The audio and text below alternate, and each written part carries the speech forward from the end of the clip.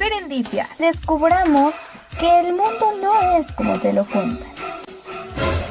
De la mano de muchos expertos, aprenderemos de finanzas, salud, moda, arte y mucho más. Miércoles 5 de la tarde. Solamente en Radio Imagen Gilal, la radio que impacta tu mente.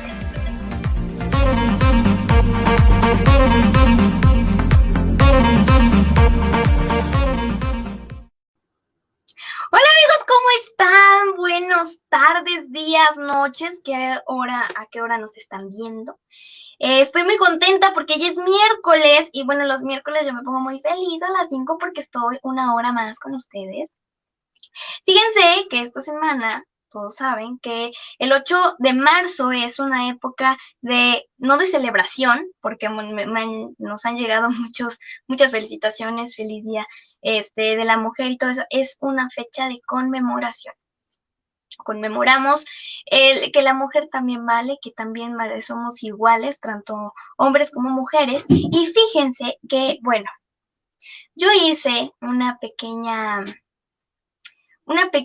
mensaje, lancé un pequeño mensaje y bueno, lo narré, me hizo lloré porque, bueno, ustedes escúchenlo, siéntanlo y regresamos porque a continuación vamos a hablar de un tema pues muy parecido, bueno, que va relacionado, va de la mano y bueno, con dos expertos, que son Alejandro Vázquez Campos y Juan Carlos Hernández Menjuero. Pero antes vamos a escuchar este video y continuamos aquí en Serendipia. No se vayan. El tiempo ha llegado de exigir y defender nuestro derecho, el respeto a nuestra integridad física y emocional, nuestros pensamientos, elección de vida y la posición que merecemos en esta sociedad. A través del tiempo, el hombre se ha escudado en el poder del gobernante, en la posición económica o jerárquica de algún puesto laboral, en la paternidad, en el yugo matrimonial o en la sotana de absurdos preceptos religiosos, los cuales han sido pretextos que nos fueron devastando poco a poco a lo largo de la historia. Muchos años nos ha tomado revalorarnos y reposicionarnos en esta sociedad. Mujeres, no retrocedamos, continuemos, dejemos atrás esa estúpida idea de la rivalidad femenina y hagámonos una para defender y exigir nuestro derecho ahora.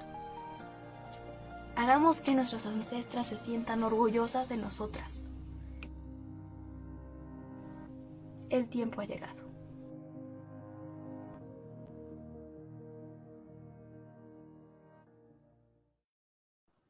El tiempo ha llegado, amigos. Muchas se manifiestan a través de marchas, se manifiestan a través de, bueno, todas tenemos una manera de manifestarnos, otras tenemos la manera de manifestarnos a través de un micrófono, atrás de un micrófono, diciendo lo que pensamos, invitando expertos, cambiando el panorama de muchas personas. Y bueno, este es el principal mensaje que tiene Serendipia, Radio Gilal, o sea, tanto revista, radio, editorial, siempre tenemos este mensaje. Y bueno, también los invito a que en todas las plataformas está disponible este libro que se llama Las imágenes del ausente, con de la autoría es la experta Wafi Sari. Es un libro que de verdad, veanlo, está bellísimo, yo lo ilustré así, y de hecho está la obra acá atrás de mí, entonces está buenísimo, vayan a conseguirlo, también está disponible en las librerías por si lo quieren adquirir físico y a través de la página web www.editorialgilal.com.mx, ahí van a poder adquirirlo. De verdad que es una obra que se va a ir rapidísimo en la lectura porque pues el formato está padrísimo, entonces pues vayan a adquirirlo. Bueno, amigos, pues a continuación está con nosotros Alejandro Vázquez Campos y bueno, vamos a platicar y en un momento más se conecta Juan Carlos Hernández Menjuero. Vamos a platicar de un tema bastante interesante. la ética del trato hacia las mujeres a través del tiempo. O sea, ¿cuándo las mujeres éramos iguales y cuándo fue que valió este asunto? O sea, ¿cuándo fue que las mujeres valían menos que el hombre? ¿Qué les parece si primero platicamos, ahondamos un poquito en el tema con Alejandro Vázquez Campos? Por favor, Alejandro, hola, ¿cómo estás? Hola, hola a todos, buenas tardes. Buenas tardes. Oye, Alejandro, pues ya te habíamos tenido invitado en el programa. Claro, no teníamos este formato, no estábamos en vivo, no nos veían nuestras caritas, pero por favor, ¿te puedes presentar de nuevo con el público de Serendipia? Hola, pues bueno, como ya lo dijo Kate, mi nombre es Alejandro Vázquez, soy profesionista en historia, es decir, tengo estudios en la licenciatura en historia y pues el mayor desarrollo profesional que he tenido ha sido dentro de la docencia. Llevo básicamente la mitad de mi vida dando clases. Desde los 16 años comencé a dar clases en las campañas de alfabetización de la UAP y Ándale. ahí descubrí mi vocación, que era la parte de la docencia. Después de estar discutiendo, analizando, razonando sobre cuál licenciatura era la que quería estudiar, pues bueno, me decidí por la historia porque pues precisamente me permitía desarrollarme en el plano de la docencia, que pues es lo que me gusta, y hasta la fecha es lo que llevo haciendo. He trabajado en distintos niveles, en secundaria, en educación media superior y en educación superior, dando clases de ética, dando clases de historia universal, historia de México, historia regional, en bachillerato también metodologías de investigación, la parte también de las ciencias sociales con la historia, y en nivel licenciatura, sobre todo en licenciatura en pedagogía, dando pues materias que tienen que ver con las ciencias sociales, antropología, sociología, historia de la educación, metodologías de la investigación, problemas actuales de la educación, y bueno, todo lo relacionado en torno a ello, y además en otras carreras, pues también la parte de la metodología de la investigación y los seminarios de texto. Un poquito de lo que he hecho.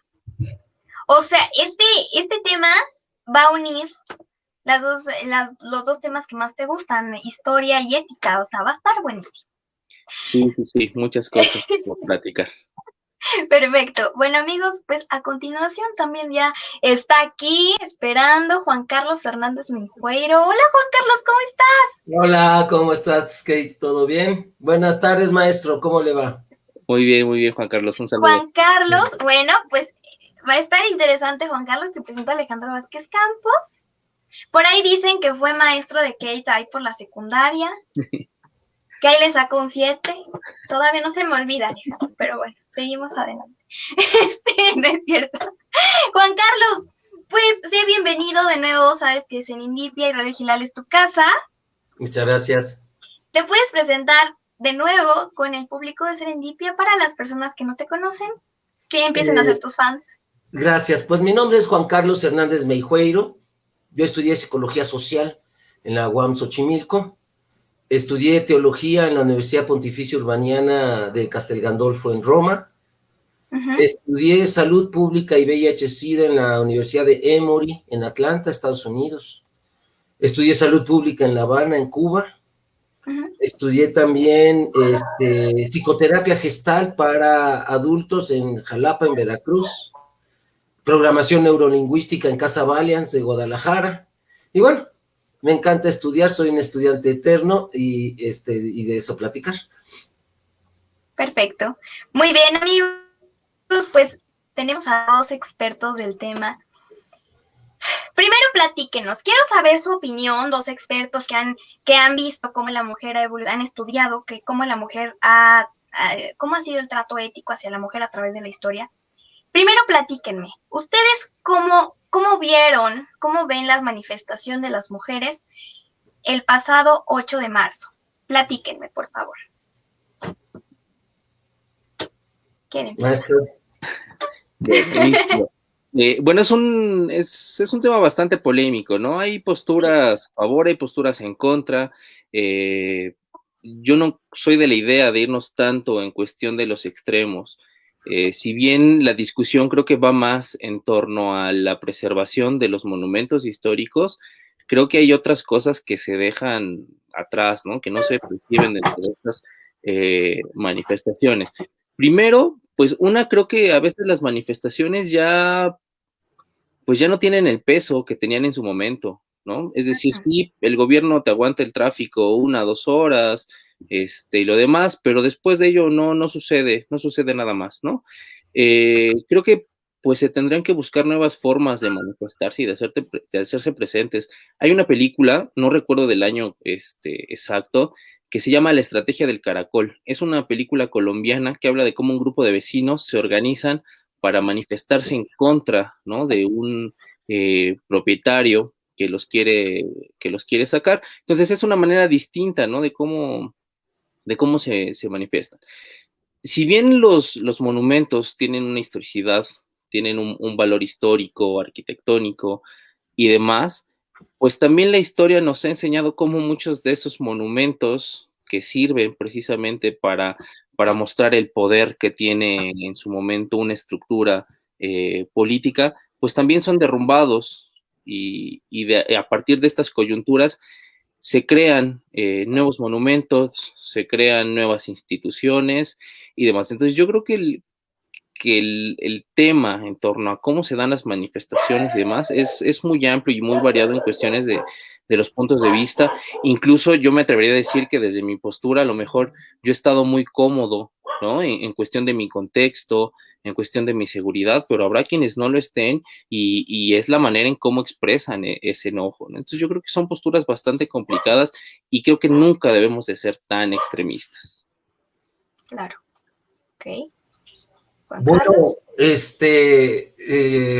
a mí me recordó la rebelión de Stonewall de la comunidad gay de Nueva York.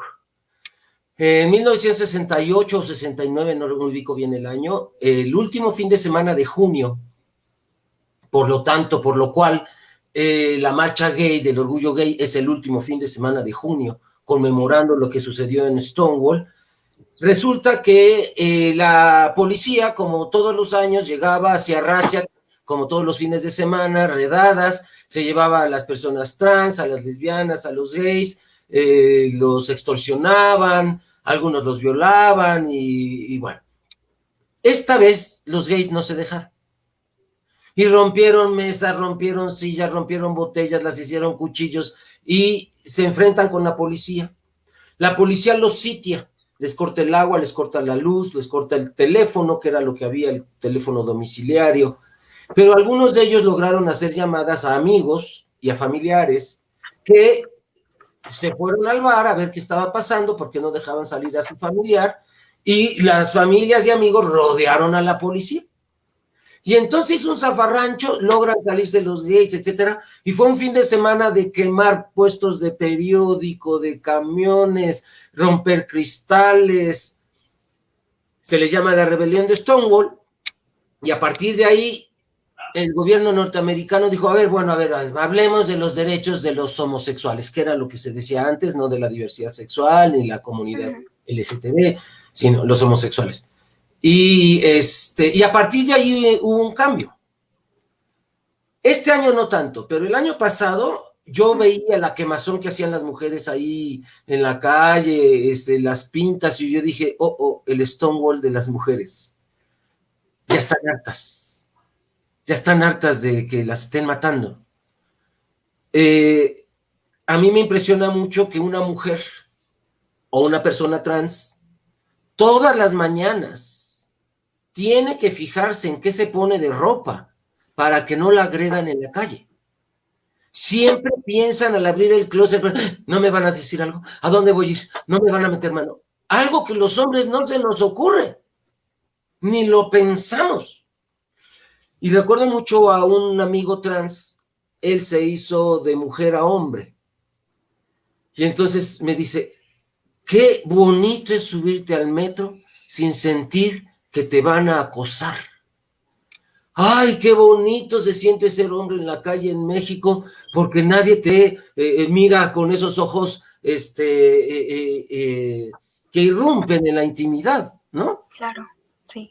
Y es algo que los hombres nunca nos vamos a dar cuenta porque precisamente el sistema está hecho para el hombre macho, patriarcal, y a todos nos permea. Todos, de alguna manera, los que nacemos con pene, pienso yo que hemos violentado a alguna mujer. Y pienso también que no nos damos cuenta que el mundo está hecho para nosotros. ¿Por qué? Pues porque está a nuestro tamaño. Pero cuando hay un cambio, de hombre a mujer o de mujer a hombre, sentimos cómo realmente las mujeres están pasándola con miedo. Recuerdo mucho el libro de la historia de la homosexualidad en los conventos del siglo VI, El espejo negado, El deseo negado, de Carlos Espejo Muriel. Y él tiene una frase que se me quedó mucho. A partir de la Inquisición de Justiniano en el siglo VI, los homosexuales católicos comenzaron a vivir con miedo. Si alguien es gay o lesbiana y nace en una familia cristiana, católica, a vivir con miedo. O conservadora en general. Claro. Pero dije, las mujeres diario viven con miedo de estar en la calle. Sí. Diario les parece horrible pasar por la bolita de unos cabrones gañanes que quién sabe qué le vayan a decir. Y sí es cierto, hoy la pueden desaparecer. Espérenme tantito que llegó mi hermana, le tengo que abrir, espérenme. Ok. Oye, Alejandro, pues en lo que viene Juan Carlos, está muy cañón. Y mira, ayer justamente veía un post en Facebook que decía que en las escuelas hacían eventos de equidad, ¿no? De que las mujeres somos iguales que que los hombres, perdón. Pero, o sea, lo representa como un meme, pero en realidad sí es cierto. O sea, está el evento, ¿no? Está el evento de equidad y todo esto. Pero hay una maestra que siempre se te acerca y te dice, tu falda está arriba de la rodilla. Debe de estar abajo de la rodilla. Mujer que oprime mujer. Sí. Entonces, del sistema. Ajá, o sea, entonces, ¿dónde está el mensaje que le quieren dar a sus alumnos, no? O sea, desde la misma, a lo mejor no puede ser la misma familia, ¿no? Que bueno, no, por lo general siempre es la misma familia. O sea, sino la sociedad, la educación, la institución que te pone esas normas, esas ideas, ¿no? ¿Ustedes qué opinan? Ustedes que son maestros y que han estado como docentes, ¿qué piensan de estas situaciones? De esta ética hacia las mujeres desde las instituciones. Pues primeramente el trato sí ha sido diferenciado. Incluso ya hay ciertas propuestas, ¿no? Las primeras que yo revisé venían desde, si no me recuerdo, de Ecuador, en donde estaba la propuesta de que incluso las mujeres pudieran elegir el uniforme que quieren llevar, si van con pantalón o van con falda, porque incluso las limitaba en la cuestión de las actividades que podían realizar. Por ejemplo, en la cuestión del receso. Las mujeres siempre están más estáticas, por así decirlo, ¿no? Sentadas, platicando, mientras que los hombres presentan una mayor actividad física, están jugando fútbol, básquetbol, cuestiones así, porque precisamente la misma vestimenta no permite que las mujeres puedan realizar este tipo de actividades, precisamente también por lo que decía Juan Carlos, porque el mundo, ¿no? Ha sido hecho o construido con base en lo que el hombre requiere, ¿no? O lo que el hombre quiere. Entonces, incluso yo creo que esa vestimenta, maestro Alejandro, no es casual. Recordé los zapatos chiquitos que les ponen a las chinas para que no corran del macho. O sea, está pensada la vestimenta para que no huyan del macho golpeador. Y entonces, o sea, ¿quién puede correr con unos pies del tamaño de una cajetilla de cigarro? Porque ahí se los enrolla, ese es el tamaño. Sí. Y para darles una estética que según su cultura machista, es bonita la china que sepa andar parada en esas cosas. Y leía la historia de los tacones. Tenían el mismo fin, que la mujer, eran como suecos, más que como tacones de punta hoy, como suecos, pesados. Ajá. Y el fin era para que no se pudiera correr. Y se los amarraban casi hasta las rodillas, para que no se las pudieran quitar, botar y echarse a correr. Y entonces, ¿será casual que las mujeres usen falda ahora, que las inmoviliza, como bien dices, Alejandro, o es realmente coincidencial? Sí, sí, maestro. E incluso también hay que pensar quién escribe la historia, ¿no? Claro. Porque yo también leí el artículo precisamente del origen del tacón, ¿no? Que viene desde la parte monárquica, Sí. que lo empiezan a utilizar los reyes, y cómo es que después, así como muchas otras prendas, pasan precisamente a ser de uso femenino. Entonces, también la historia tiene que ver con quién la escribe y cuál es el fin de esa historia. Ahora, y algo muy importante, es que la historia también ya la están escribiendo las mujeres. Entonces viene ya una perspectiva distinta. No es lo mismo que yo escriba sobre cuestiones de género a que la mujer lo haga, porque ya hace ratito lo mencionábamos, nuestro contexto es completamente distinto al de la mujer, ¿no? A lo mejor yo voy caminando y a mí no me van a chiflar, o no me van a decir nada, ¿no? O a lo mejor me encuentro un tipo, ¿no? Con el que tuvimos ahí algún altercado, nos mentamos la madre, pero... Entre iguales. Y ya. Entre iguales. Sí, sí, sí. Con la mujer hay una actitud. A mí me gusta analizar el origen de las palabras y de casa en latín domus, de donde viene mi casa es mi domicilio, ahí está mi casa, o lo doméstico es domus, en los asuntos de mi casa. La que está en la casa encerrada es la dama. Y leía que es abreviación de domada, de dominada o de domesticada. Sí. Entonces las tres se abrevian en dama. ¿Y cuál es socialmente lo esperado en México que se le bombardea a una mujer desde chiquita para que cuando ella sea grande sea ¿qué? Una dama. Es una damita. Sí, y claro. Carl Jung, analista, seguidor de Freud, casi discípulo de Freud, dice que probablemente el consciente no entienda las palabras, pero el inconsciente es colectivo. Y si yo voy a decir soy femenino y agarro una actitud, tiene que ser bajar la cabeza, fingir la voz, hablar así, chillón, no hablar desde el estómago, sino aquí, respiradito, apretar el cuerpo y casi pedir permiso para existir. Y si yo digo soy masculino y tengo que actuar de masculino, es desde arriba. Masculino es la conjunción de dos palabras latinas, maes, macho, y mayúsculus, el que vale más. Se conjuntan y queda masculino y entendemos que ser masculino en nuestra cultura vale más. Y ser fede minus, la que tiene menos fe, decía Santo Tomás de Aquino, la mujer es la que tiene menos fe y de ahí viene femenina.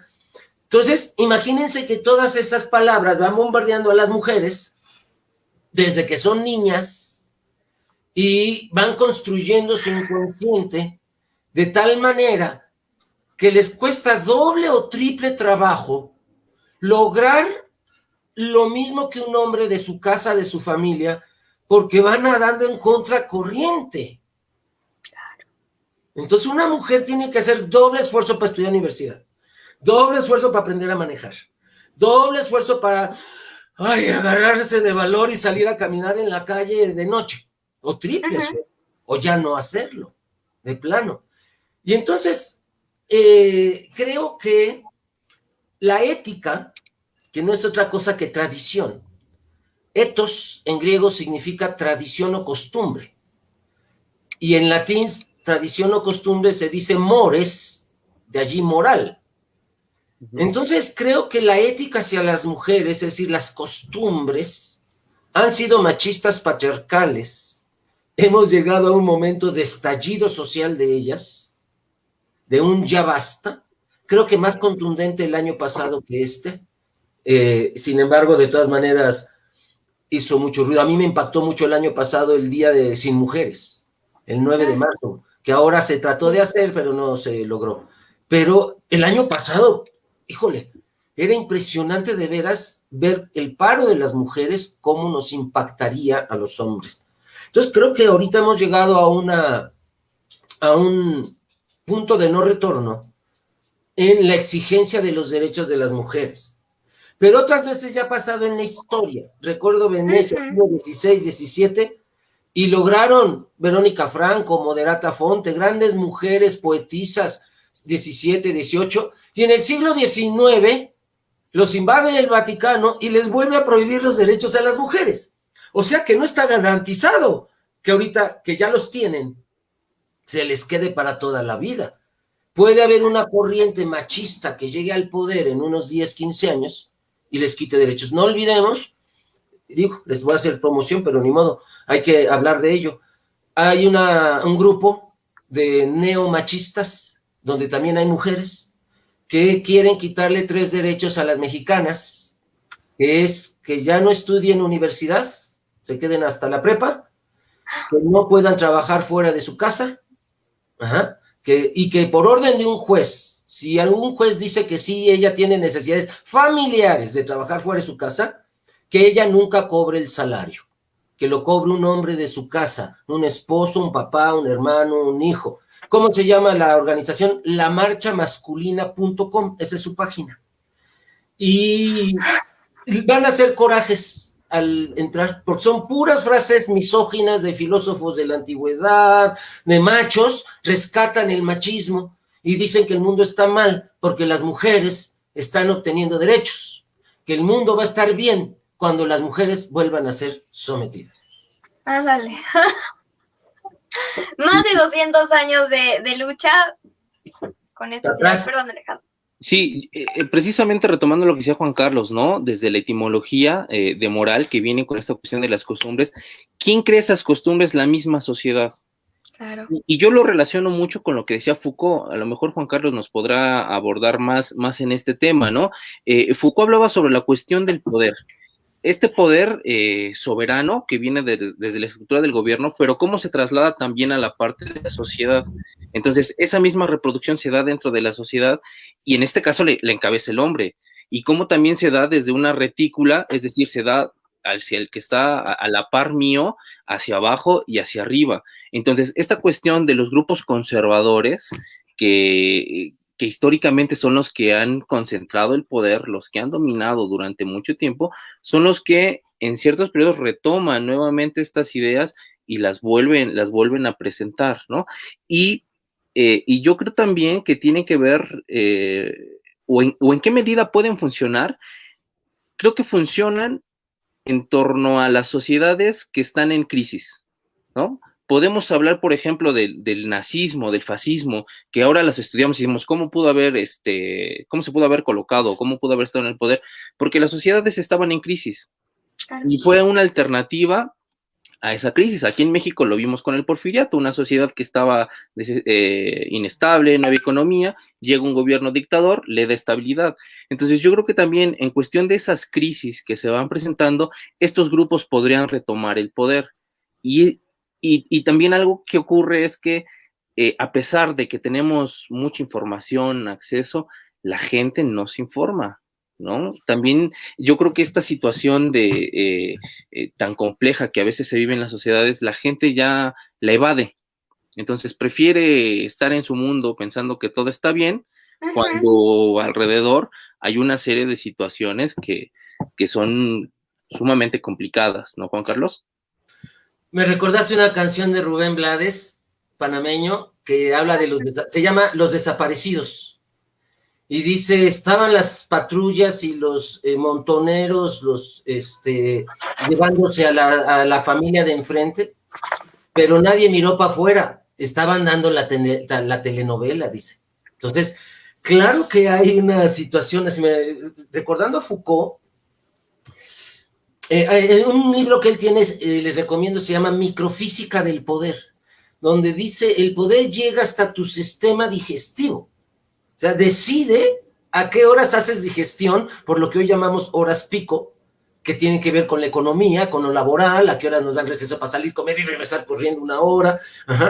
Y entonces el poder ya llegó hasta tu sistema digestivo. Un libro que yo leí en la universidad, no recuerdo la autora, era mujer porque era en fotocopias, como leíamos en la UAM, que se llamó Lo que hace el poder en tu cama. Entonces, ¿cómo el mandato social llega hasta el no me debe tocar allí? No debo chupar eso. No, o sea...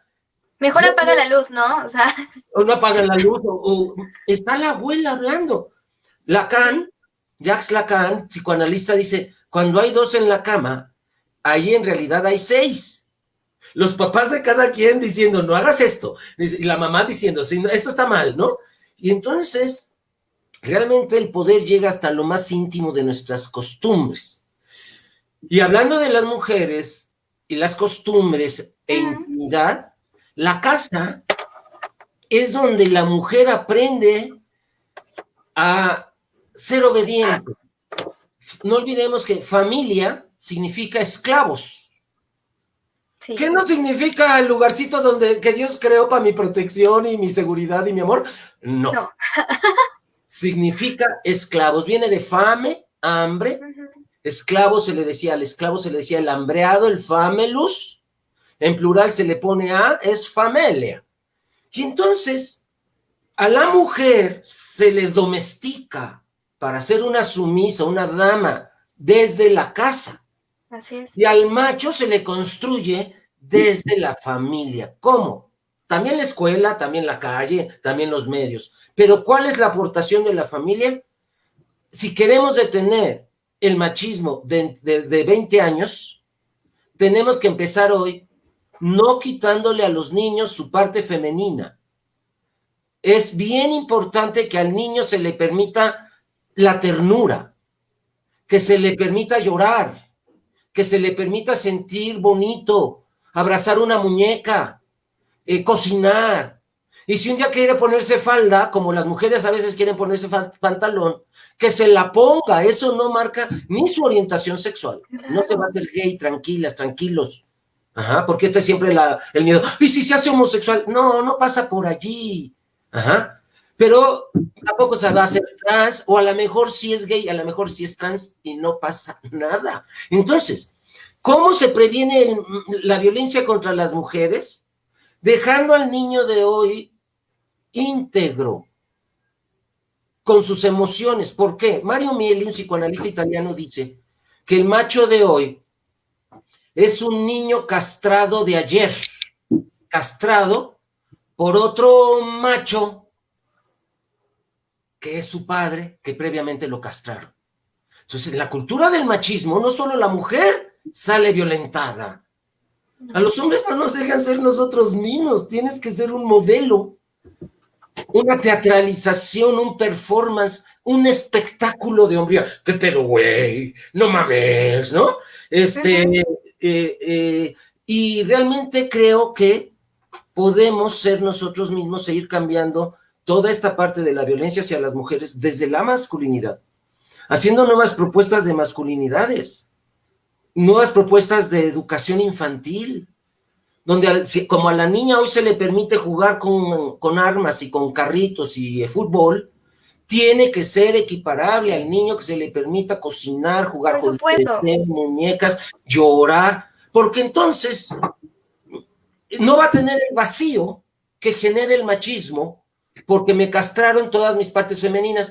Y Freud le llama efecto de resonancia. Dice, cuando el macho castrado, me quitaron la ternura a madrazos, conozco a una chica que además de bonita, es tierna, me enamoro, porque tiene ella lo que a mí me quitaron. Pero el problema es que la quiere usar para tapar su hueco, que solo él mismo se puede tapar o aprender a vivir con él. Y entonces usan a las mujeres para tapar, para hacer su hombría, su machismo, sin verdaderamente considerar a una persona, a otro ser humano que está frente de mí y que no es para mis servicios. Hay una frase de Fritz Perls que me encanta, que es, yo no nací para satisfacer tus necesidades, tú tampoco para satisfacer las mías. Si nos encontramos, será maravilloso. Si no, nada podemos hacer. Es decir, yo creo que debemos pensar desde los hombres que las mujeres no están para satisfacer nuestras necesidades, por favor. Si no te las satisfaces tú, nadie puede. Así es, mejor ve a un psicólogo, más fácil. ¿No? Oigan, chicos, pues ya hablamos de cómo está la sociedad actual, ¿no? Cómo está este rollo, este problema actualmente. Pero, ¿qué les parece que platiquemos desde el inicio, pero específicamente aquí en México? ¿Qué pasó? Recuerden que en la época prehispánica, pues la mujer en algunas culturas, por supuesto, la mujer estaba a la par que el hombre. Había sacerdotisas, o sea, estaba a la par. ¿Qué pasó? Fue la conquista. ¿Qué pasó? ¿Por qué la mujer, en menos, a lo largo del tiempo perdió poder, perdió estabilidad? Por favor, chicos, ¿nos pueden platicar sus opiniones? Bueno, en las culturas prehispánicas, digo, los estudios que se tienen es que igual la mujer estaba educada para una domesticación, ¿no? Claro. Hay un códice donde nos habla sobre la vida cotidiana de los aztecas y, por ejemplo, habla en la cuestión de la educación, primeramente cómo eran educados cuando nacían e incluso los castigos que recibían por desobedecer a los padres, y desde ahí podemos ver cómo ya las actividades que realizaban los niños y las niñas llevan encaminadas a la función social que iban a tener. Entonces, desde la época prehispánica ya había una sociedad jerarquizada, ya había roles definidos y marcados. Incluso las mujeres pues eran precisamente preparadas para atender cuestiones del hogar, ¿no? Hay un discurso interesante. No sé si vieron la serie de Cortés que estuvo pasando hace poco tiempo. Yo lo relacionaba con lo que alguna vez escuché de una doctora que mencionaba que el argumento que ella decía es que en realidad en México no existe el machismo, que era un gobierno de sumisas, ¿no? Les voy a explicar lo que ella decía. Decía que, por ejemplo, cuando somos niños y no obedecemos a nuestra mamá, la mamá nos dice, al ratito que venga tu papá, te voy a acusar para que te regañe o te castigue. Entonces llegaba el papá, oye, fíjate que tu hijo no se portó bien, no sé qué, entonces el papá te castigaba. Pero en realidad, ¿quién le daba la orden? La daba la mamá, ¿no? Cuando vi esta serie de Cortés, lo relacioné con esto, porque el discurso histórico, ¿no?, y social que se presenta en esta serie es que las mujeres son las que finalmente le dicen a los conquistadores qué es lo que tienen que hacer. Pensando en el contexto de que los tlaxcaltecas habían sido dominados pues por los mexicas y demás, pues básicamente les dicen, ¿no?, que tienen que conquistarlos, y viene la parte de la seducción. Y ahí quiero intervenir, maestro. Fíjate que hay un libro de Laura Ibarra García que se llama La relación entre los sexos en el México antiguo, donde dice que sobre todo las mujeres de pechos grandes, que pecho grande en náhuatl se dice chichimeca, meco es grande o fuerte, o semilla también, por eso al semen le decimos mecos en náhuatl, chichi, los pechos. Las mujeres grandotas, dice ella, no se ha estudiado la jerarquía, que sí existía, pero eran las mujeres las que estaban en la cúspide. Lo que se ha estudiado es y como eran nómadas o seminómadas, las poblaciones sedentarias ya establecidas, como los aztecas, los mayas, etcétera, que tenían una jerarquía machista, es lo que se nos ha transmitido. Pero la hipótesis de Laura Ibarra García es que no se han estudiado las sociedades más matrilineales que existieron en la Nueva España, que no dejaban de ser de castas, clasistas, ¿no? Que había una jerarquía bastante rígida y sanciones bien horribles para quien desobedeciera, que todavía existen en muchos pueblos indígenas de nuestros días. Recuerdo a una señora que tuvo que huir de su pueblo en Querétaro, porque le pusieron venas de chile en la matriz, en la vagina, en la vulva, se la untaron y tenía que andar con eso 20 días, le daba calenturas, dolores de cabeza horribles, hasta que huyó del pueblo y ya no puede volver porque tuvo un hijo fuera del matrimonio. Entonces sí, había castigos horribles. Ahora, yo hago una reflexión. Algo era muy diferente, no existía la familia aquí. A los 3 años, mamá se dice na en náhuatl, na. La mamá de mi mamá, nana. Era la abuela materna la que cuidaba a la chamaquiza. Y se le encargaban a ella. Como hoy todavía muchas familias de, mamá, me voy a ir a pasear y te dejo a los hijos. O sea, eso no pasa en otras culturas. Que a nosotros se nos hace tan natural que la abuela cuida a los hijos. Pero, ojo, la abuela los entregaba a los 3 años a un internado, al Tepozcali si eran pobres, o al Calmecac si eran ricos, y estaban juntos hombres y mujeres. No estaba separado por sexos, como en Grecia, que eran gineteos y andreíns. Acá son por clase social, que están separados. Pero, y eso ha de haber dado otro resultado de ser humano, que no tengas como modelo social la familia, como base de tu sociedad la familia, sino la comunidad. Yo creo, por ejemplo, Enrique Dávalos tiene un estudio en el Colegio de México, lo estoy buscando, lo tenía por aquí, donde habla, aquí está, donde habla, se llama Templanza y carnalidad en el México prehispánico, creencias y costumbres sexuales en la obra de los frailes historiadores. Él de esto está haciendo su doctorado en San Antonio, Texas. Es impresionante las libertades sexuales que tenían los y las aztecas. No nos las han contado. Están guardadas en secretos, eso no se habla. Recuerdo cuando yo vivía en Jalapa, yo fui a pedirle a la directora del Museo de Jalapa de Antropología que me permitiera ver los falos que tienen ocultos de la cultura totonaca y huasteca, y me los enseñó. Unos de tamaño humano, preciosos. ¿Y por qué no los exponen? ¿Y por qué no hay mantenimiento para cuidarlos? La curadería de esos. Me dijo, la verdad es porque son impúdicos. Y dije, ¿cómo? O sea, llegaron los españoles, estos viviendo encuerados, o semi, porque ¿qué te tapa un taparrabo a un adolescente de 15 años con una erección involuntaria? Y si vive en Iztapalapa con los ventarrales que hay allí, peor, no te tapa nada. Entonces la semidesnudez aquí era natural, o la desnudez.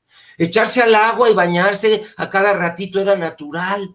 Toquetearse, dice Bartolomé de las Casas, que había fiestas donde se toqueteaban con demoníaca libertad. O sea, que hay un aspecto de la cultura prehispánica censurado desde la historia oficial. Y saludos, Belia, qué gusto saludarte. Belia, aquí tenemos Italia, Michelle. Hola, ¿cómo estás? Belia, un saludo. Dice Belia. Nina que la etimología de chichi está muy errada. No lo digo yo, amiga, lo dice el diccionario del náhuatl en el español de México de Carlos Montemayor. Te dice que aguas, amiga, que te des cuenta. No lo digo yo, lo dice Carlos Montemayor. Busquen diccionario del náhuatl en el español de México y significa montecito, chichi. Por eso si me pego me sale un chichón. Es la misma etimología. Entonces, bueno, que me diga Nina de dónde saca ella la etimología de chichi. ¿Qué libro? Nina, lo mejor tú tienes otro significado y aquí búscalo y a lo mejor aquí lo encuentras y podemos platicar. O que busque este libro, Diccionario del Náhuatl en el español de México de Carlos Montemayor. Ahí viene eso que estoy diciendo. No lo digo yo, sino yo ¿de dónde lo voy a inventar yo? Perfecto. Y Romeo, muchísimas gracias por estar aquí presente. Bueno, ya platicamos de la época prehispánica. Ahora viene algo impactante para la antigua Tenochtitlan, para el actual México, la conquista. ¿Cómo impactó la conquista a estas costumbres, a esta ética que tenían las mujeres en esa época? Pues bueno, en la misma línea de la cuestión de la educación, que es en lo que más he trabajado, las instituciones iban por la misma cuestión de la regulación de las costumbres. Vamos a tener distintos tipos de educación, ¿no? Las conventuales, en donde es exclusivo para las mujeres, en donde se les va a enseñar la religión, que es una de las primeras cosas que tienen que enseñar en sus familias. Otras cuestiones como bordar, cocinar y demás actividades que se dicen son exclusivas de las mujeres, entonces se enseñan desde la propia escuela, ¿no? E incluso aquí pues ya viene una occidentalización, incluso con la cuestión de las dotes, o sea, las mujeres van a salir solamente para casarse, sino muchas de ellas van a tener que hacer vida religiosa. Entonces, yo creo que si vamos observando, la línea no difiere mucho. Tiene que ver por una cuestión de dominio machista hacia la mujer y la sumisión, el control, pues, de la mujer. E incluso años posteriores, yo creo que la educación va hacia lo mismo, ¿no? Yo creo que el cambio más grande, y a lo mejor me adelanto en tiempos, viene en el México posrevolucionario. Hay un libro bastante bueno de Gabriela Cano que se llama Género, Poder y Cultura en México, si no mal recuerdo el nombre. Viene de una serie de trabajos de investigación que hace. Ella es la coordinadora de este trabajo y ya deben de andar por el segundo o el tercer tomo, no recuerdo bien en cuál van. Y es un libro bastante interesante porque habla precisamente de cómo una coyuntura histórica le permite a la mujer hacer un cambio dentro de la estructura social. Y un caso significativo o importante es el caso de las pelonas en México. Estas mujeres que entran a la preparatoria nacional, que deciden seguir una moda francesa, que es el de garçon, al hombre, a lo muchacho, y entonces rompen con la tradición que incluso si la vemos viene desde la época prehispánica, ¿no? El uso del cabello largo, del cabello trenzado, que habla de una cuestión de feminidad, una cuestión de fertilidad también, y entonces el hombre, como ve que la mujer se lo corta, que está rechazando esta feminidad, que está rechazando esta cuestión de la maternidad, pues son agredidas, ¿no? Son apedradas por sus compañeros y está todo el caso jurídico de estas mujeres y creo que ahora, ¿no? Es como muy común ver que las mujeres utilizan el cabello corto, yo creo que, bueno, en el caso de mi abuelita, ¿no? Y muchas de las de nuestras abuelitas ya acostumbran a tener el cabello corto, pero se dan estas coyunturas históricas que permiten precisamente los cambios. Y dentro de esta parte histórica, pues lo hemos visto en otros acontecimientos históricos, ¿no? El mismo caso por el cual se comienza la celebración, ¿no? Perdón, la conmemoración, el 8 de marzo, la cuestión de las sufragistas, aquí en México, ¿no? También hay un movimiento sufragista, en otros países. Entonces, estas coyunturas son las que cambian y las que van provocando que en la actualidad las mujeres tengan parte de esa igualdad y que hay mucho trabajo todavía que hacer. Pero yo creo que el cambio más importante se da hasta en México por revolucionario, es donde podemos ver una diferencia mayor en cuestión de los contextos históricos. Ok. ¿Carlos? Sí, sobre todo porque venimos de la cacería de brujas. No olvidemos que del siglo XII, XIII, después de Cristo, sobre todo en el Concilio de Letrán, en el año 1231 se declara muerte a las brujas. Y un siglo después, dos teólogos, Sprenger y Kramer, hacen un manual para matar brujas llamado Malleus Maleficarum. Y allí describen una serie de razones por qué la mujer es bruja. Y una de ellas es, o sea, cómo saber que alguien es bruja. Y una de las formas es, sabe leer y escribir. Otra era, y no es monja ni cortesana, porque solo las prostitutas y las monjas podían saber leer y escribir en la Edad Media. Las amas de casa no. Entonces, si una ama de casa sabe leer y escribir, seguro es bruja. ¿Qué más decía? Bueno, si menstrua irregularmente, si conoce el manejo de plantas y hierbas, si vive con animales, si sabe ser feliz sin un hombre junto. En fin, viene una serie de señales para reconocer una bruja. Y entonces las mujeres eran acusadas casi de cualquier cosa. ¿Por qué? Las fases de la Inquisición. La primera era sospecha. Sospechamos que eres bruja. La segunda es, ya te quité tu compu, tu celular, tus libros, ya tengo pruebas de que sí eres bruja. Si tú no lo ibas aceptando en el proceso, o sea, la Inquisición no tenía el principio de inocencia que tiene el derecho actual. Claro. La Inquisición tenía el principio de culpabilidad. Te señalo la culpa de la que te acusamos hasta que la aceptes. Y te vamos torturando, ahí ves tú cuándo lo aceptas. Y entonces, si alguien aceptaba la culpa en la primera fase, se le quitaba el derecho a la propiedad, no podía ya volver a tener casa. Si se aceptaba la culpa en la segunda fase, se mataban a sus hijos, porque no podían haber hijos de una bruja. la hija de bruja, brujita. Y la tercera, se le quemaba viva a la persona. Había una caja para acusar a la persona con una tapa con cara de diablo que se llamaba tamburi, y ahí llegaban a tu casa y tú podías casi impunemente señalar a alguien. Si era cierto tu señalamiento y llegaba a sentencia la persona que tú acusaste, la iglesia te daba a ti, al acusador o acusadora, la mitad de los bienes. Y entonces se vuelve un negocio la acusación. Cuando las mujeres, ¿qué va a pasar? Llega la era del humanismo, el Renacimiento, empieza a haber otro desarrollo de la filosofía, de la ética, donde las mujeres empiezan a exigir, como decía el maestro Alejandro, desde el derecho al voto, las sufragistas, hasta el derecho a la universidad. No olvidemos que las primeras mujeres en México, por ejemplo, que estudian medicina, fueron a finales del siglo XIX. Es hasta principios del siglo XX que se da permiso de ir con, por ejemplo, Felipe Carrillo Puerto en Yucatán, de que las mujeres hagan el primer congreso feminista.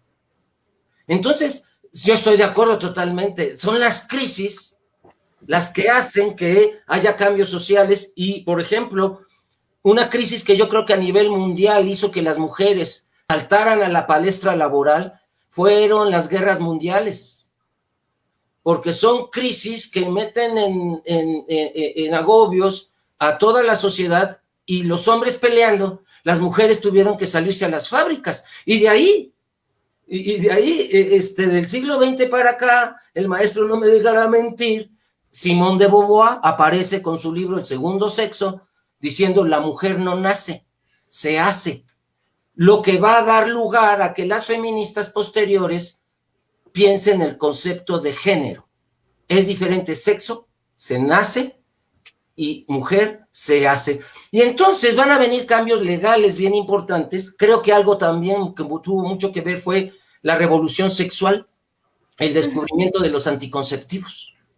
Eso le da a la mujer una libertad en la intimidad, de no tener el hijo que ella no quiera, de decidir qué relaciones sexuales son para la reproducción y cuáles por placer, e incluso sin que el marido se entere. Entonces esto le da un poder y una autonomía a las mujeres en el siglo XX, que va a empezar a surgir un concepto que antes no se pensaba, que era el amor libre. Y entonces esto va a revolucionar con el movimiento hippie, con el movimiento del 68, la visión que la mujer tenía de sí misma, y muchas de ellas ya son universitarias, se inventa el concepto de género, pueden tener relaciones sexuales sin embarazarse, y esto va a generar la igualdad o la apertura que hoy estamos viviendo en muchos de los ámbitos, con sus propios retrasos, porque yo reconozco que hay muchísimos retrasos en la lucha por la equidad. Por supuesto. En su experiencia y en el estudio de este tema tan interesante, no solamente en México, sino mundial, como hemos hablado a lo largo de esta charla, ¿cómo ven a México? ¿Cómo ven actualmente a México a comparación de otros países? O sea, el machismo aún continúa, aunque ya queremos erradicarlo poco a poco, pero ¿cómo lo han visto? ¿Creen que sí hemos evolucionando o vamos en caída? Por favor, platíquenos. Creo que sí hay una evolución, creo que hay un cambio, sobre todo por una cuestión generacional, ¿no?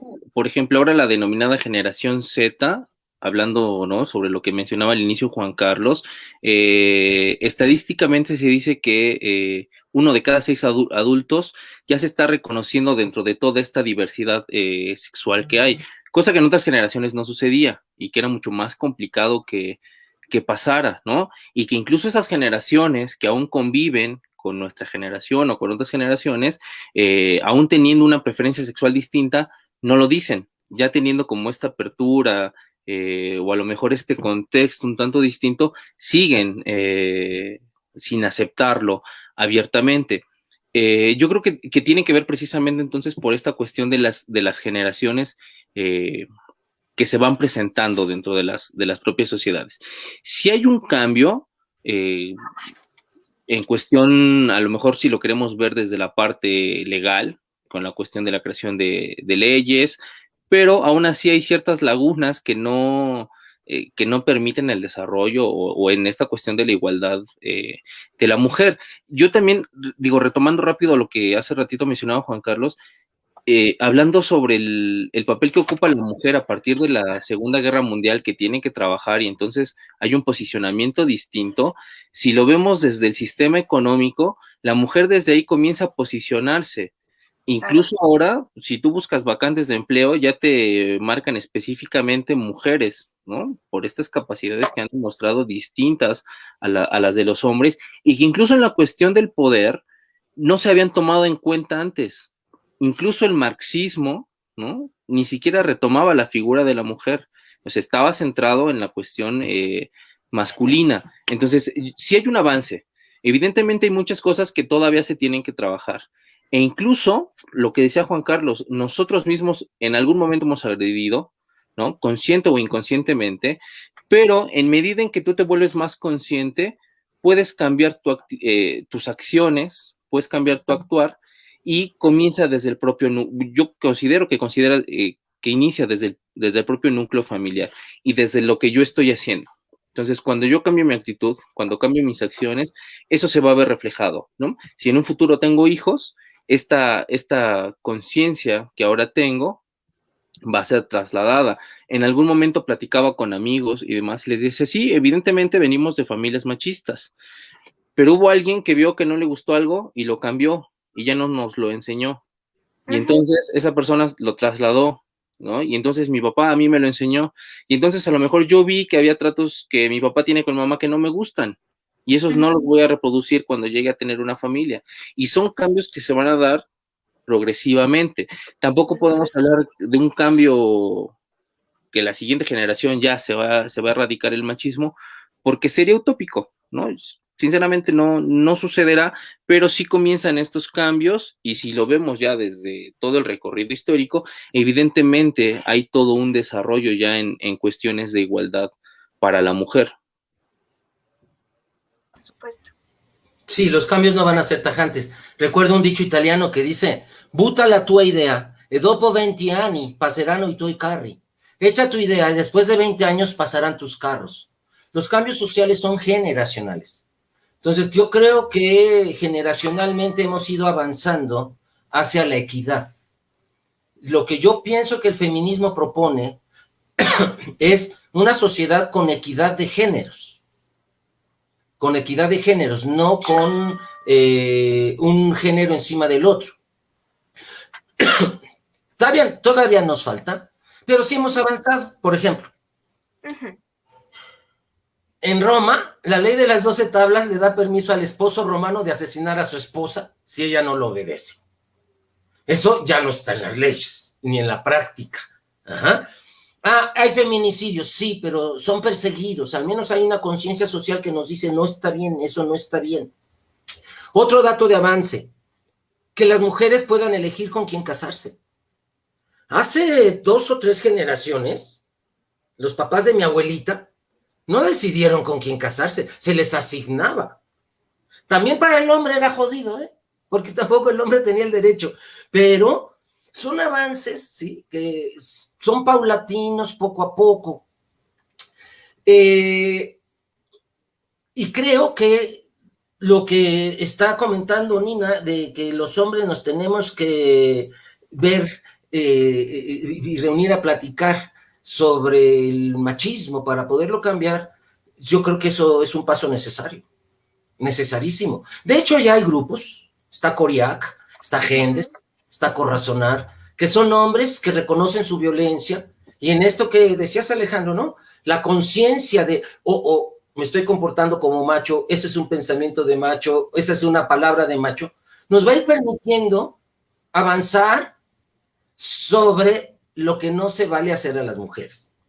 Pero va a salir a la luz otra cosa, que los hombres tampoco hemos ejercido el derecho a decidir sobre nuestros cuerpos, que los hombres no es cierto de que estamos bien felices siendo machos, de que los hombres el machismo no los lastima, como dice el doctor Beno de Keiser, antropólogo, dice, que el machismo también es malo para la salud de los propios hombres. El machismo también nos daña a los hombres. Entonces yo creo que por ahí va a ser el sendero de cómo ir acercándonos, como un horizonte. El mundo no lo vamos a cambiar así tajante, como dice el maestro Alejandro, mañana. Pero sí podemos ir avanzando como en un horizonte, como dice Juan Manuel Serrat, que nos sirve para caminar. Nunca llegaremos al horizonte, pero nos sirve para avanzar.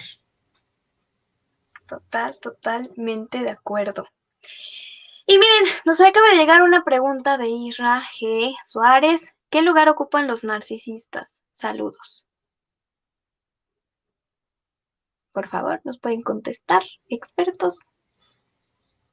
No, yo creo que aquí el indicado para responder es el maestro Juan Carlos.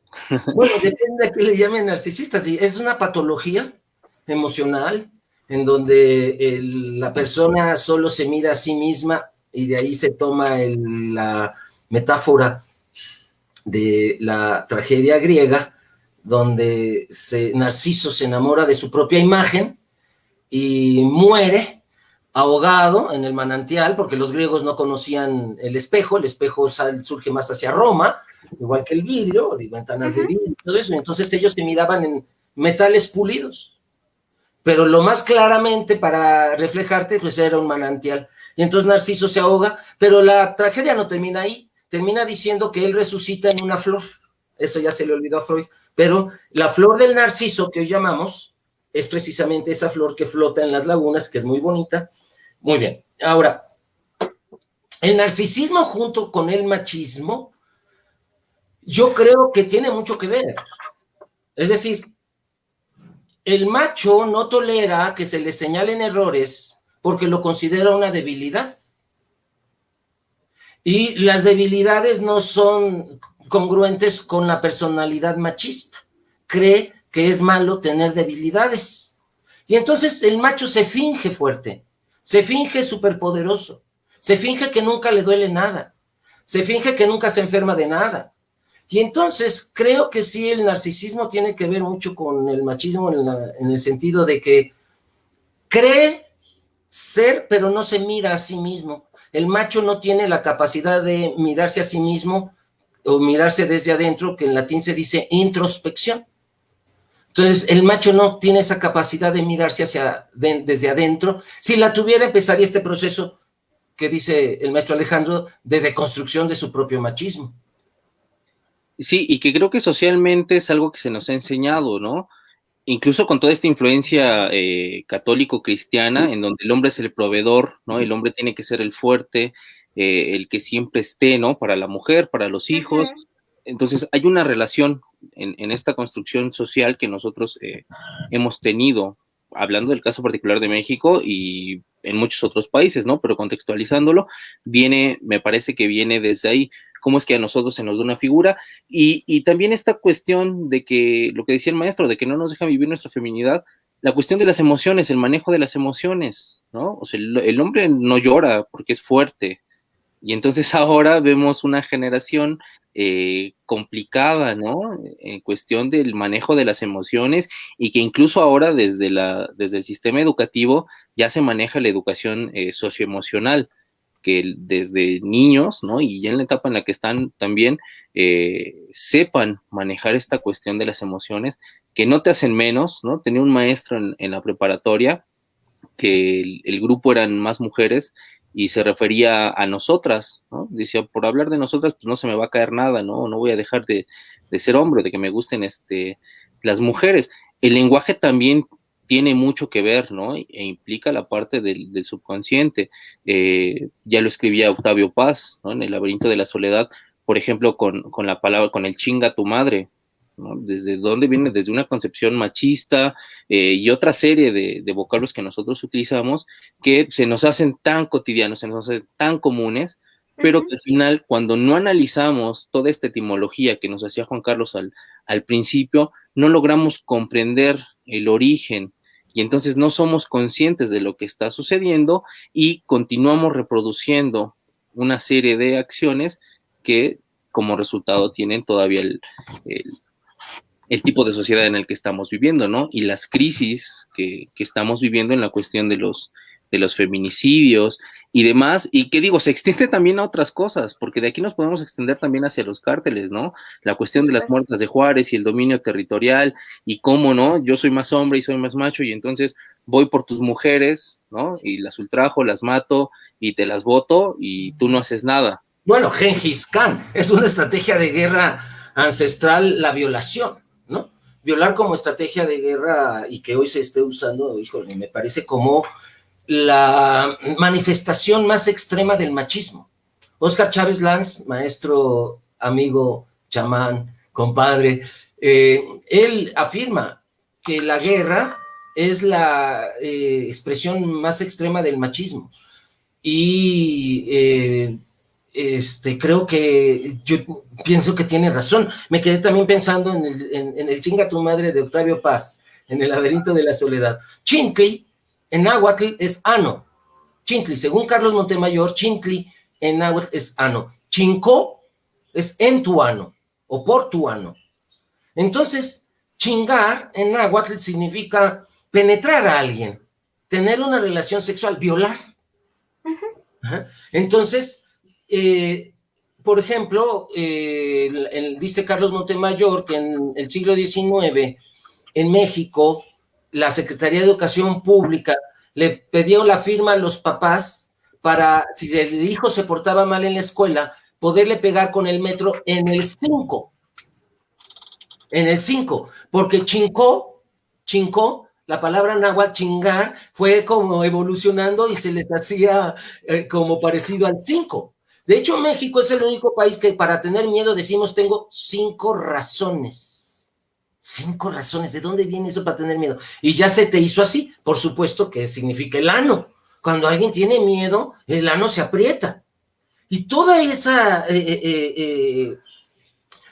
digamos, ideología venía, dice Octavio Paz y Carlos Montemayor, en el verbo de chingar a tu madre, ¿no? Ve y hazle sexo a tu mamá, pero en forma violenta.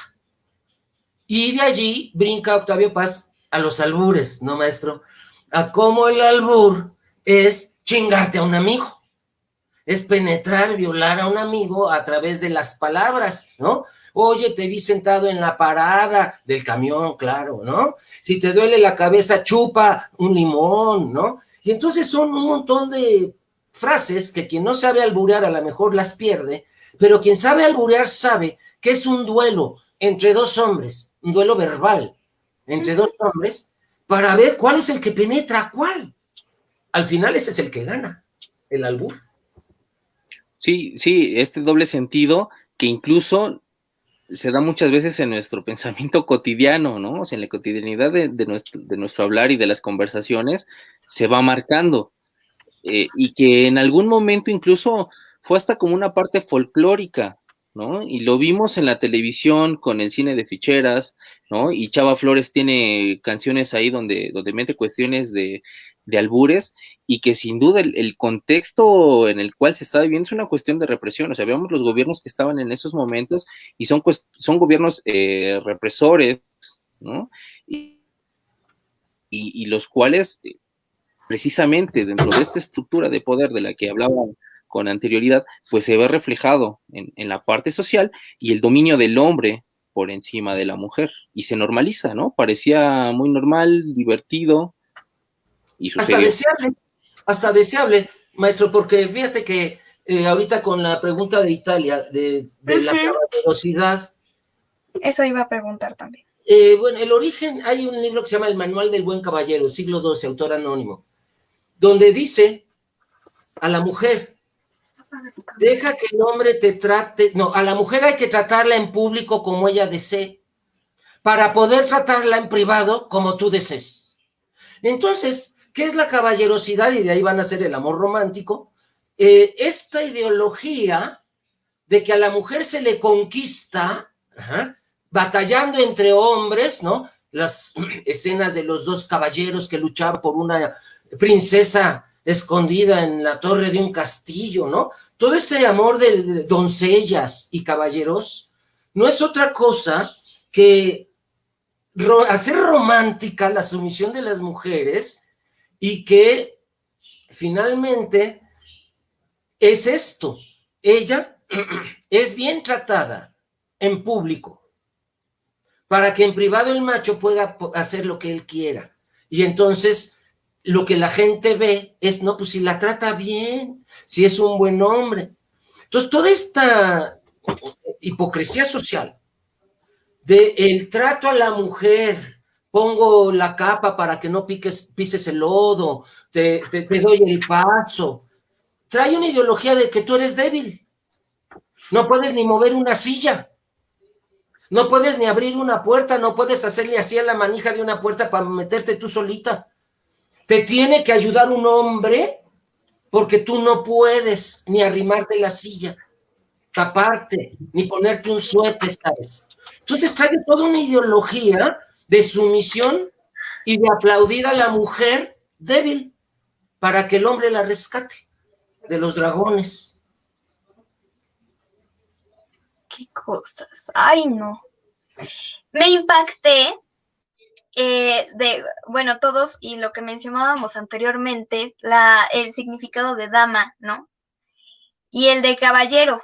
Siempre decimos, es que yo quiero un caballero como esposo, un caballero como novio, ¿no? Y ya cuando realmente sabemos el significado de caballero, nos quedamos así como, mejor no quiero. Ese iba en el caballo, la mujer no iba en el caballo.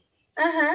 La mujer iba a pie y cargando bultos, y cargando niños. Entonces el caballero era claro, era el que iba a caballo. Entonces trae toda una concepción muy machista, muy patriarcal, de donde nace toda la idea del romanticismo europeo, la idea del amor romántico, donde ahorita nos dicen como las musas, dice Italia. Claro, quédate quietecita 2 horas mientras yo te pinto y yo soy el famoso. Claro. De la modelo no sabemos ni los nombres, pero de quien la pintó sí. Entonces sí, es quédate como muñequita. ¿Cuál es la niña bien educada? La que está limpia, con su vestido bien almidonadito, no juega y tiene las colitas pegadas con limón, y está toda parada, obediente. Decimos, qué linda hija tienes, ni se mueve, ni lata da. Y entonces la niña va aprendiendo que no hablar, no moverse, es bien visto por su sociedad. Y entonces las mujeres que hablen, no olvidemos a Lilith, la primera mujer de Adán, que es corrida del paraíso, dice el texto antiguo, que ya no está en la Biblia, que se llama el Beersheba, que Lilith es expulsada por 3 razones: rebelde, igualada y respondona. O sea, ¿cómo se finge igual a mí? Dice el hombre, dice Adán, y luego lo dijo Dios porque se le puso igual al tiro a Dios. Y la palabra Lilith en hebreo significa ya no suya, y tiene una derivación final en masculino, que significaría ya no suya de él. Lilith significa la que ya no pertenece a ningún hombre. Y entonces, ¿cuál es el argumento? Es terrible, porque se sintió igual a mí, porque no se quedó callada y me respondió, y porque no obedeció a mis órdenes por rebelde. Entonces, desde antiguo, tenemos el modelo de la mujer que va a ser sancionada, va a ser castigada por no seguir las reglas sociales, y la bonita que se le va a aplaudir por ser callada y obediente. Claro. Creo que muchas somos Lilith. Muchos nos identificamos con Lilith. Y bueno, yo creo que si estuviéramos actualmente en la época de la casa de brujas, ya no existiríamos, amigas mías. Pero bueno, lo importante es que estamos evolucionando, chicos. Y pues bueno, esta hora, 15 minutos, se me ha ido rapidísimo. De verdad que me la he pasado. Es que, ¿saben qué? Cada vez que hablamos de historia, y no solamente lo escuchamos aquí en Serendipia, en masculinidades, en diálogos Gilal, o sea, siempre como que cambia, hasta mi religión cambia. Y bueno, Juan Carlos, tú ya me cambiaste mi religión, de verdad. Entonces, y bueno, también cuando platico con Alejandro, o sea, siempre como que cambia. Es muy cierta la frase que dicen por ahí, que el ser ignorante hace que vuelvas a cometer los tropiezos de tus antepasados.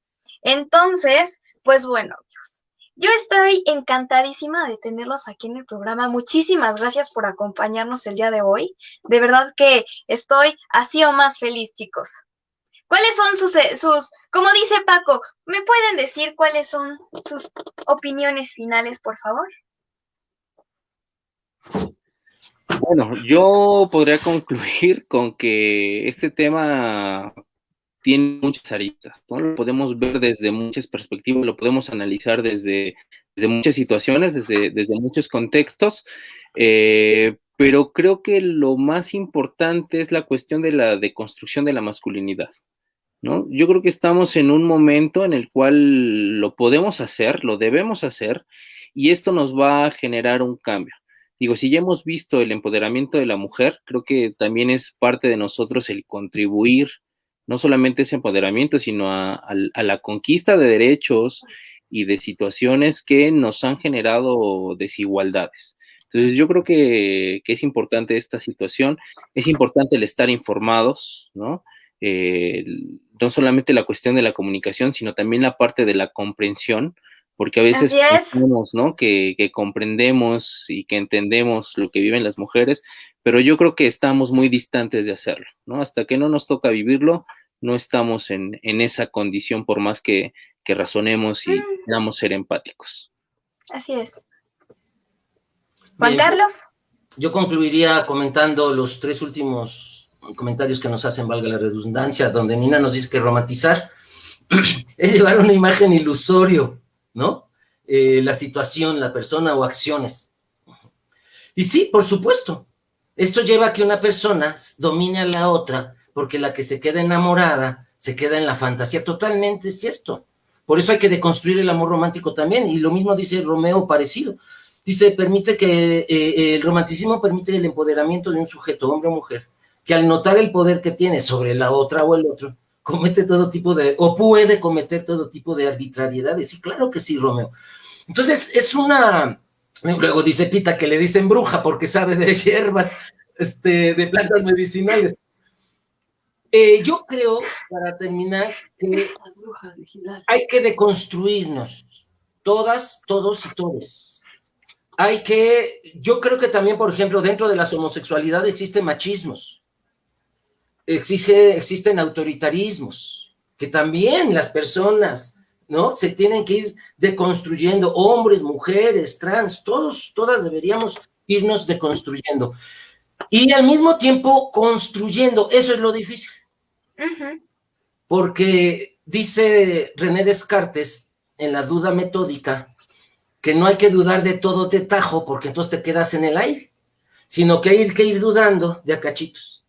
Entonces yo creo que ahorita lo primero que hay que poner en duda es la masculinidad dominante. Eso yo creo que ya es lo que tenemos que poner en duda. Y dice Romeo, muchas veces, casi siempre al estar enamorados, que es lógico, no vemos ni notamos la violencia que ejercen sobre nosotros. No, si no tiene defectos ni le apestan las patas. No, nada. Nada. Dirían por ahí, nos apendejan. Yo concluiría con eso, retomando los comentarios, y de que deconstruyamos no solo las sombrías y las feminidades, sino la relación. Dice Foucault que el poder es un conjunto, decía el maestro, una red de relaciones. Bueno, tenemos también que deconstruir cómo hacemos relaciones humanas. Si es desde el amor romántico, estamos perpetuando un sistema de poder del cual ya queremos salir. Por supuesto. Bueno, mejor mensaje no nos pudieron dar nuestros expertos en el tema. Amigos, pues este programa ya ha llegado a su fin.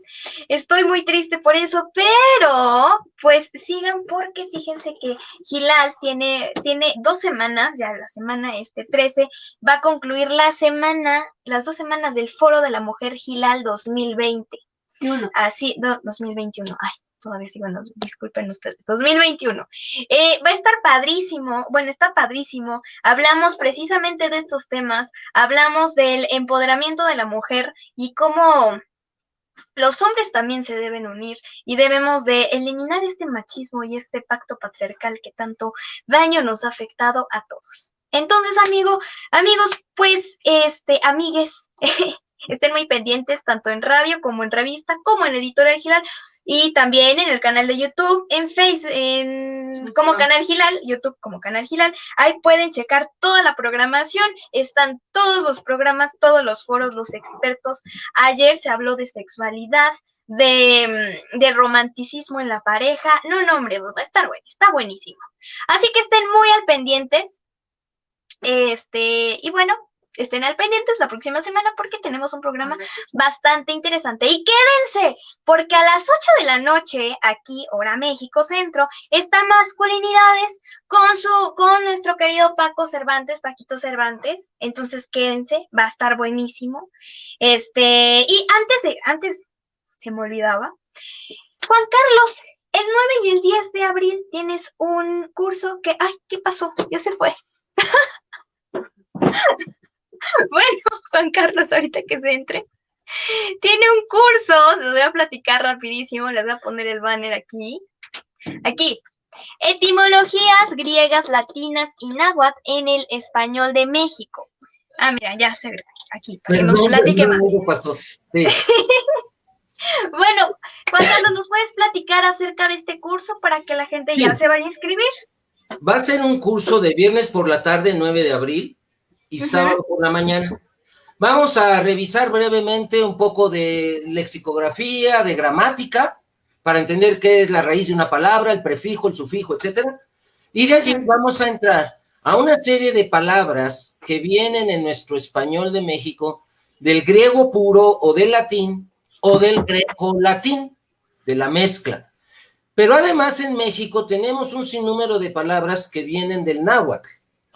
Por ejemplo, cabeza se dice choya, o choya viene de cabeza en náhuatl. ¿Por qué? Porque chontli es pelo, y de ahí viene chongo.